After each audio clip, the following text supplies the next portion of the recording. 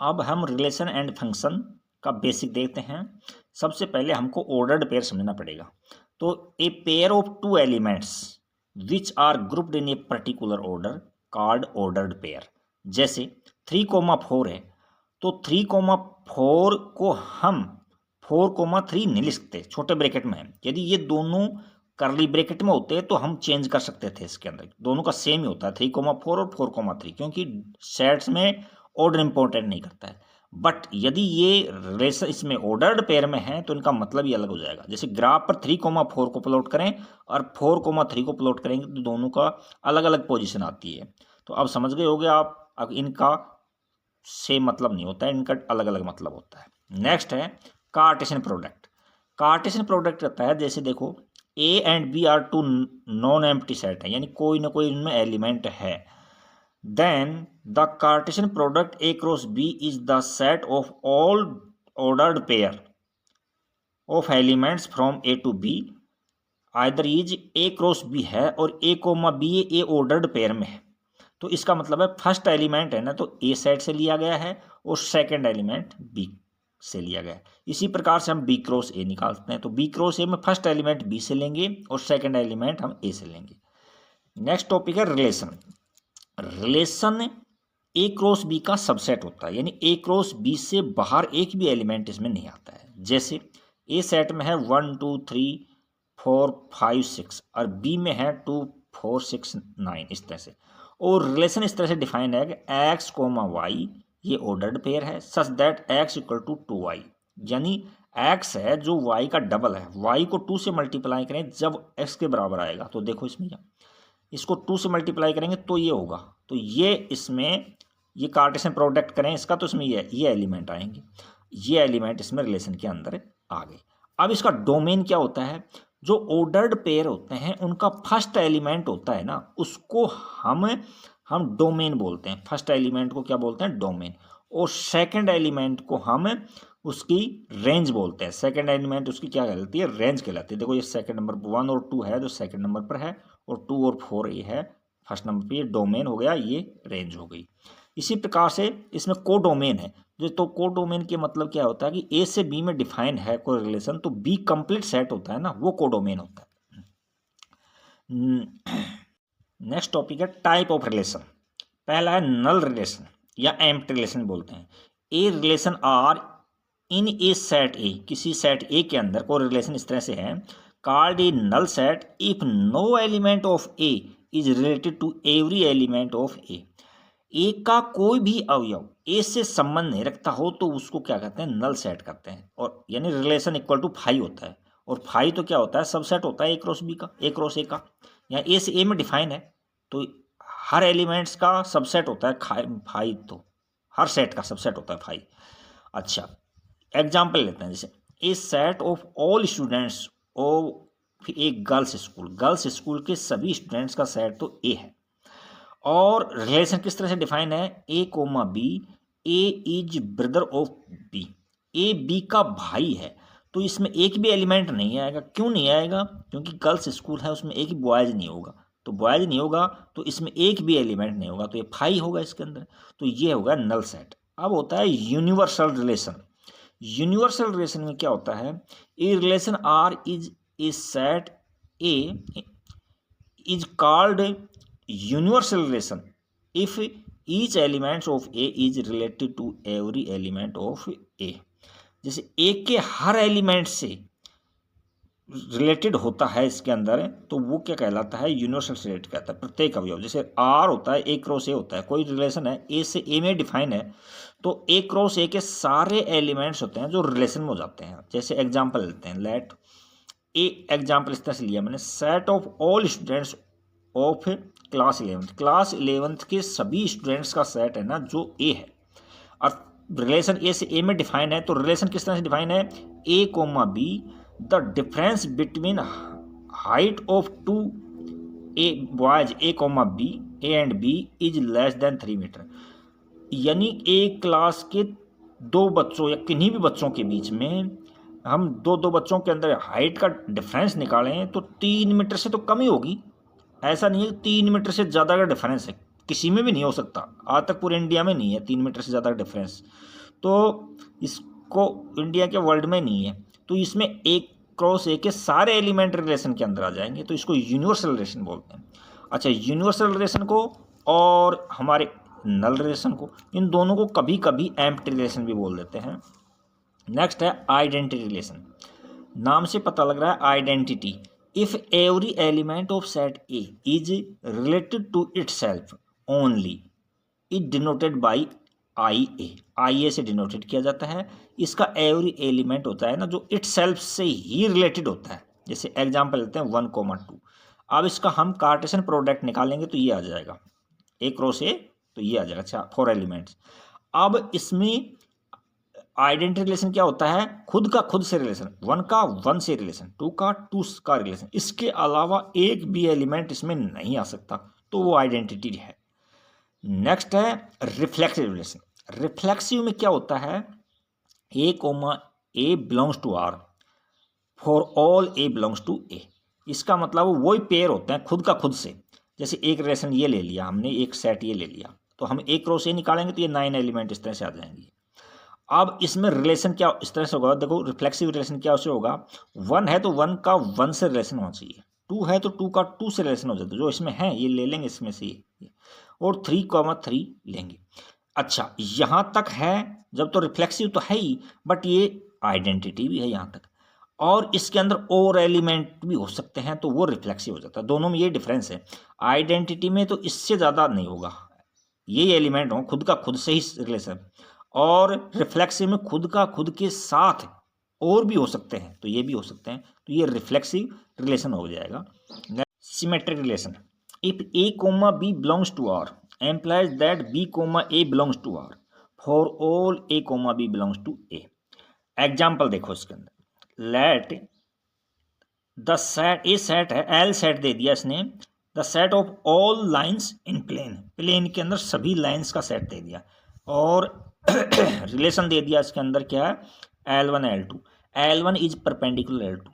तो ये तो सिंपल सी बात है, L1 इस पर परपेंडिकुलर है L2 पर, तो L2 भी इस पर परपेंडिकुलर होगा, तो ये सिमेट्रिक होगा। यानी A कोमा B रिलेशन में है तो B उसका उल्टा भी उसमें होगा, तब सिमेट्रिक होता है। नेक्स्ट है ट्रांजिटिव। ट्रांजिटिव में if A comma B belongs to R and B comma C belongs to R, तो एम्प्लाइज दैट फर्स्ट और ये लास्ट ए कोमा सी भी उसमें होगा for all A B C belongs to ए।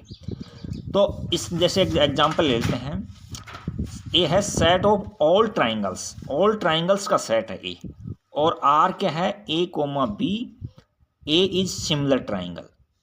भाई इसके अंदर ट्रांजिटिव में ए कोमा बी ले लें, सिमिलर है, और बी कोमा सी सिमिलर है, तो ए कोमा सी भी सिमिलर हो जाएगी।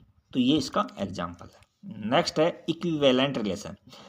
If a relation of if a relation is reflexive, symmetric and transitive, यानी तीनों होता है ना इक्विवेलेंस में, रिफ्लेक्सिव भी हो, सिमेट्रिक भी हो, ट्रांजिटिव हो, तो उस रिलेशन को हम इक्विवेलेंस रिलेशन कहते हैं। जैसे एग्जांपल देते हैं, ए में है set of all lines in the plane, plane के अंदर सभी लाइंस का सेट है, जो उसको हमने ए सेट दे दिया, और ये किस तरह से डिफाइन है, A comma B, A is parallel to itself, A to B, A is parallel to B, A B के पैरेलल है। तो देखो ये रिफ्लेक्सिव तो है, क्योंकि ए के पैरेलल भी होता है, कोई भी लाइन खुद के पैरेलल होती है, एक बात। दूसरी सिमेट्रिक क्यों है, ए बी के पैरेलल है तो बी ए के भी पैरेलल होता है।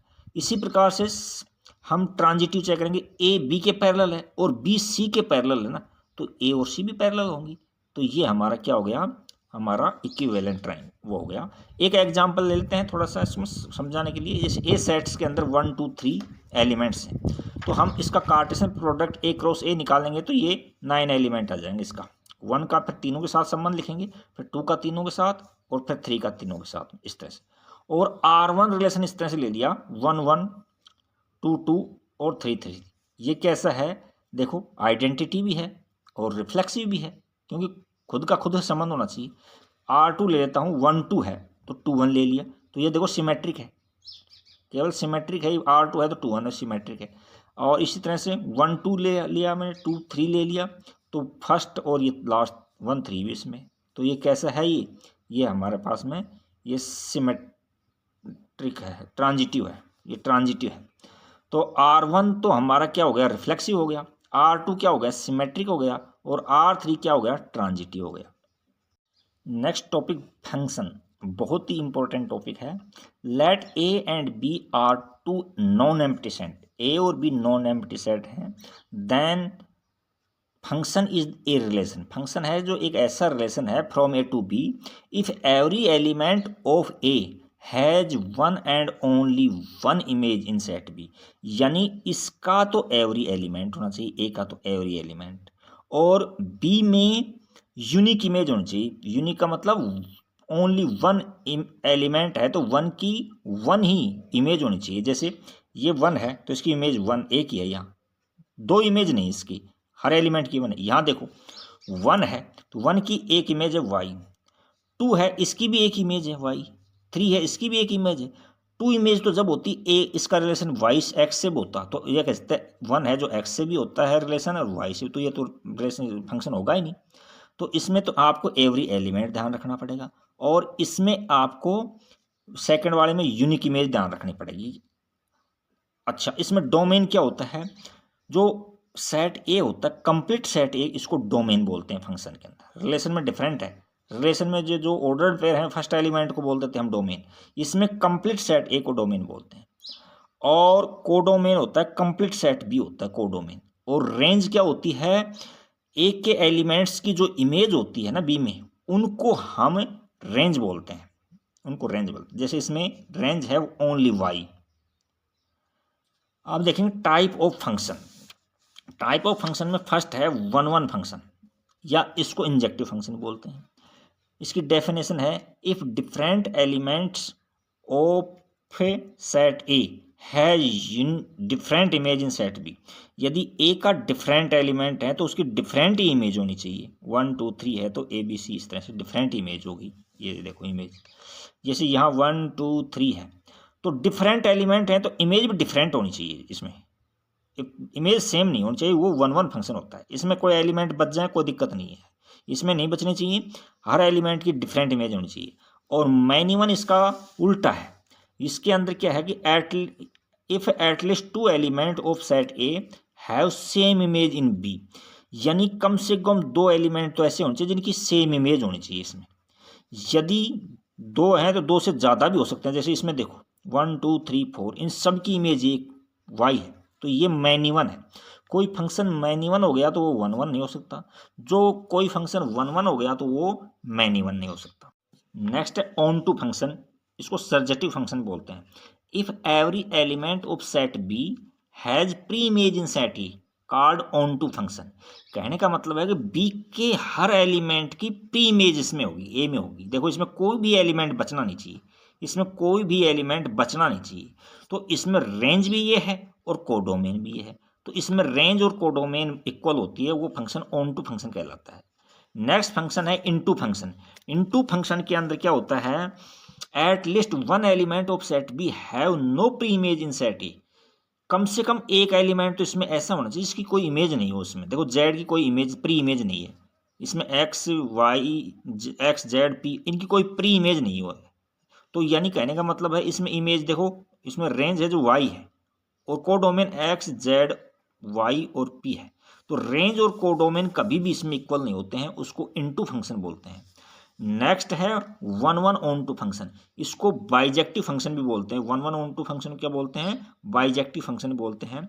ए function called one one onto if it one one as well onto, यानी वन वन भी हो और ऑन टू भी हो तो वह function one one onto function या बाइजेक्टिव फंक्शन बोलते हैं। जैसे देखो इसके अंदर डिफरेंट एलिमेंट हैं और डिफरेंट इमेज है तो वन वन हो गया, और इसमें एवरी एलिमेंट की प्री इमेज है तो ये ऑन टू हो गया। ये वन वन भी है और ऑन टू भी है।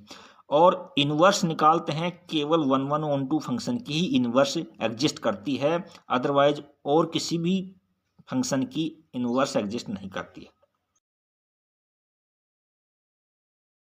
नेक्स्ट टॉपिक है composition of function. Let f A से बी में डिफाइन है एंड जी फंक्शन है जो बी से सी में डिफाइन है टू बी टू फंक्शन। इस प्रकार से दो फंक्शन है, then the composition of F and जी।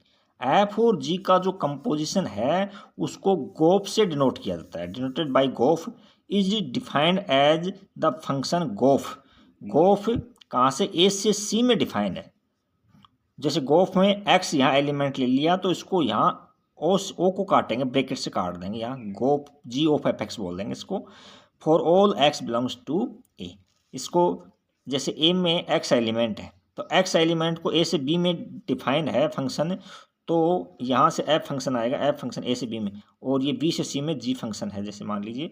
तो यहाँ एफ फंक्शन ने यहाँ इसको ब्रैकेट में ले लिया इसको, अब इसको जी फंक्शन ब्रैकेट में ले लेगा, ये देखो ये।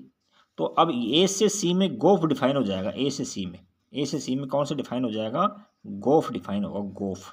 इसका डोमेन एक्स होगा और रेंज होगी जो सी में होगी इसके अंदर, और जी एफ एफ एक्स। अच्छा, नेक्स्ट है invertible function. A function F X to Y is defined to be invertible. Invertible होता है कब होता है, if there exist a function G, यदि वहाँ एक जी फंक्शन इस तरह से एग्जिस्ट हो कि वाई टू एक्स, वाई से एक्स में डिफाइन हो, सच दैट गोफ इक्वल टू आई एक्स आ जाए और फोग आई वाई आ जाए, यानी आइडेंटिटी फंक्शन आ जाए, यानी एक्स पुट करें तो वापस एक्स ही आ जाए, या वाई पुट करेंगे तो वाई आ जाए। The function g is called inverse of x. G function को एफ का इनवर्स बोलते हैं, और एक्स इसको जो जी फंक्शन है इसको एफ इनवर्स से डिनोट किया जाता है, एफ इनवर्स से डिनोट किया जाता है। Thank you for watching video.